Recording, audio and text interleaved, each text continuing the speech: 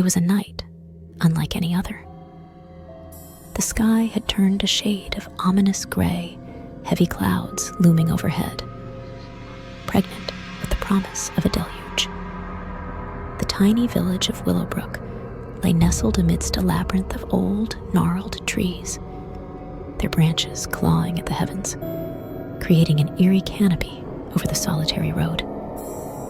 Emma, a young woman in her mid-20s, drove cautiously along the rain-slicked path in her old, battered car. The wind howled, lashing at her vehicle, as if warning her to turn back. But Emma pressed on, determined to reach her family's countryside cottage before the storm hit in full force. With each passing mile, the rain intensified, drumming against the car roof like 1,000 bony fingers, tapping a sinister melody. The road seemed to stretch endlessly into the heart of the forest, the tall trees bending ominously, whispering secrets long forgotten.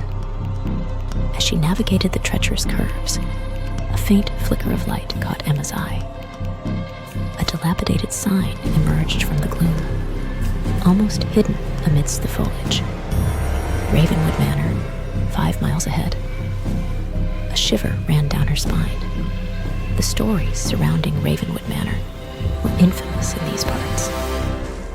Tales of ghostly apparitions and inexplicable happenings were whispered among the villagers, warning them to steer clear. Ignoring the warning signs, Emma accelerated, determined to shake off the unease creeping up her spine. However, the storm seemed to have other plans. A deafening crack of thunder split the air, and in that moment, her car sputtered and died. Panicked, Emma grabbed her phone, but there was no signal. The only option seemed to be seeking refuge in the dreaded Ravenwood Manor until the storm passed. She hesitated, her hand hovering over the door handle, unsure of what awaited her within those ominous walls. With each passing moment, the rain intensified, a symphony of relentless drumming on the car roof. Resigned to her fate, she stepped out into the tempest, her clothes instantly drenched, the icy droplets seeping through every layer. The manor loomed in the distance, its silhouette a stark contrast against the tumultuous sky. Every step towards it felt like a plunge into the unknown, the very air thick with an unsettling aura. As she approached the front entrance, the heavy wooden doors creaked open as if beckoning her inside. The foyer greeted her with an eerie chill, cobwebs adorning every corner, and the scent of dampness lingering in the air. The dimly lit interior cast long, ominous shadows that danced across the walls. Emma's heart raced with each step further into the unknown depths of the manor. The flickering light from an ancient candelabrum revealed portraits of somber-faced individuals lining the walls, their eyes seeming to follow her every move. A peculiar painting caught her attention, a portrait of a woman with sorrowful eyes, the canvas exuding an uncanny sense of familiarity. Before she could ponder further, a voice echoed from the shadows, startling her. Lost in the storm, are we? The voice belonged to an elderly man, dressed in an impeccably tailored suit, with piercing eyes that held a depth of knowledge and mystery. I'm sorry to intrude, Emma stammered, trying to mask her unease. My car broke down, and I had nowhere else to seek shelter. The storm does have a way of leading lost souls to our doorstep, the man replied cryptically. I am Mr. Blackwood, the caretaker of this estate. Follow me. Reluctantly, Emma trailed after Mr. Blackwood, the creaking floorboards echoing their footsteps. He led her down a corridor adorned with antique furniture and faded tapestries, their path illuminated only by the faint glow of the candle flames. Your family's cottage, "It's a few miles from here," Mr. Blackwood stated, a glint of curiosity in his eyes. "It's unusual for visitors to brave the storm in these parts." Emma hesitated, unsure of how much to reveal. "It's a special occasion, a family gathering," she replied, deliberately vague. As they approached a room at the end of the corridor, Mr. Blackwood paused, turning to her with a somber expression. "I must warn you, Miss Emma. Ravenwood Manor holds secrets of its own. The night unveils truths hidden in shadows. Be wary of what you may discover." With that cryptic message, he opened the door to a dimly lit room. The room revealed itself as a spacious yet antiquated library, shelves laden with weathered books and dusty tomes. Mr. Blackwood gestured towards a crackling fireplace at the far end, its dancing flames casting an eerie glow across the room. "Please, make yourself comfortable," Mr. Blackwood offered, disappearing into the shadows without another word. Alone in the library, Emma's mind raced with apprehension and curiosity. She approached the fireplace, seeking warmth in its flickering embrace. The flames seemed to hold secrets, whispering tales of the manor's mysterious past. Lost in thought, Emma was startled by a faint rustling sound emanating from a nearby bookshelf. Intrigued, she ventured closer, running her fingers over the spines of the ancient volumes. As she reached out to touch a particularly old, leather-bound book, a sudden gust of wind blew through the room, extinguishing the flames. In the ensuing darkness, the library came alive with an otherworldly presence. Faint whispers echoed from the walls, indistinct, yet unnerving. Emma's heart raced, her senses on high alert. Out of the shadows emerged a figure, a spectral apparition, clad in an ethereal gown, her eyes pleading for release from an invisible torment. Frozen in terror, Emma watched as the ghostly figure drifted closer, a silent scream trapped in her throat. Before Emma could comprehend the situation, a flash of lightning tore through the sky, illuminating the library in an eerie glow. The ghostly apparition vanished, leaving behind an unsettling aura that lingered in the air. In that fleeting moment of illumination, Emma noticed an ancient diary lying amidst the scattered books. Its cover, adorned with fading engravings, seemed to call out to her. She hesitated, her fingers trembling as she reached for it. Opening the diary revealed cryptic entries detailing tragic events and a forbidden love that haunted Ravenwood Manor for centuries.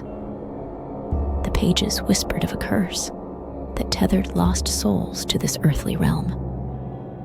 As Emma delved deeper into the diary, deciphering the handwritten accounts, she realized she had stumbled upon the tragic tale of Isabella Ravenwood, the lady of the manor, whose spirit seemed bound to the estate by an ancient curse.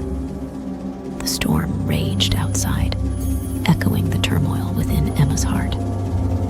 She felt a strange connection to Isabella's plight, an inexplicable pull urging her to uncover the truth behind the haunting. Just as she flipped to the final entry, a deafening crash reverberated through the manor. Emma looked up, her senses heightened, and the ghostly whispers grew louder, echoing hauntingly through the halls. With trembling hands, she closed the diary, determined to unravel the mystery of Ravenwood Manor and put to rest the tormented soul of Isabella Ravenwood. Heart pounding, Emma navigated the darkened corridors of Ravenwood Manor, her steps cautious as she followed the eerie whispers echoing through the labyrinthine halls.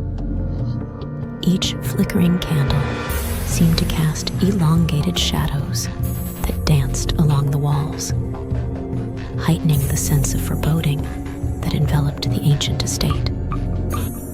As she ventured deeper into the bowels of the manor, Emma's determination to uncover the truth intensified.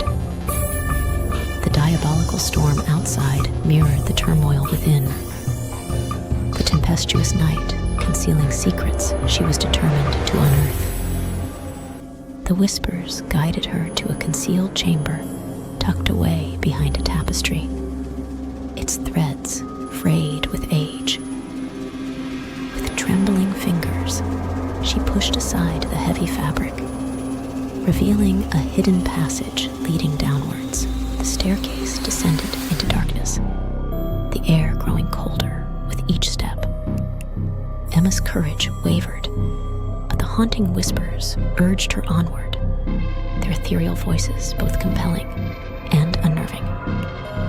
At the base of the stairs lay a forgotten chamber, illuminated by a single flickering candle. The walls were adorned with ancient symbols and faded tapestries, depicting scenes of forbidden love and tragic betrayal. In the center of the chamber stood an ornate pedestal, upon which rested an ancient artifact, a pendant glimmering with an otherworldly light.